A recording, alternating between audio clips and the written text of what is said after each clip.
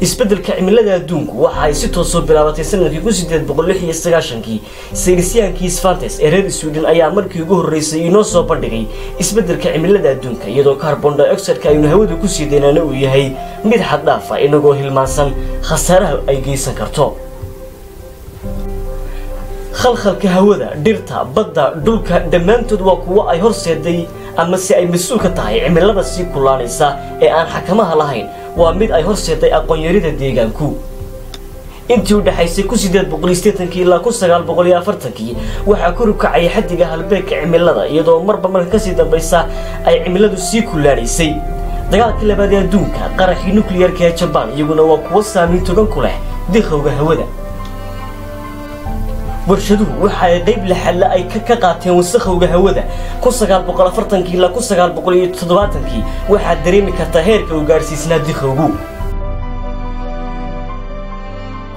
sanadkii 1950 waxa la qaaday tallaabo hor leh oo ay hormood ka ahaayeen cilmi baarayaashii hawada iyo 10 dawladood oo waaweyn waxa la qaatay sidii carbon dioxide-ka loo yareyn lahaa iyadoo lagu sii darayo dabar hydrogen si loo yareeyo wasakhowga hawada balse go'aamadaasi ma hirgelin warshadleedii xilligaasi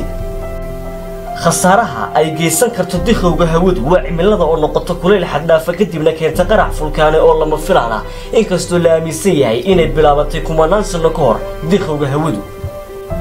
ma aha mid istaagaysa cimilada sii xumaanaysa sanadba sanadka ka dambeeyana jawiga caadiga ah waa mid isbeddel badan maqaallo iyo qoraallo istaba jooga ayaa si maalinla ah dunida uga soo baxa balse in yar mooye badankeenu ma siino fiiro gaara madaxweynayaasha caalamkuna waa kuwo amara siiya warshadleyda si ay u yaraato diiqowga hawadu laakiinse iyaguna waa kuwo iska dhagatira amaradaasi sanad kastana waxay galaaftaa malaayiin dad iyo cimilada oo ay ka dhigaan mid sii xumaata saad la socoto barnaamijyada dambe subscribe gare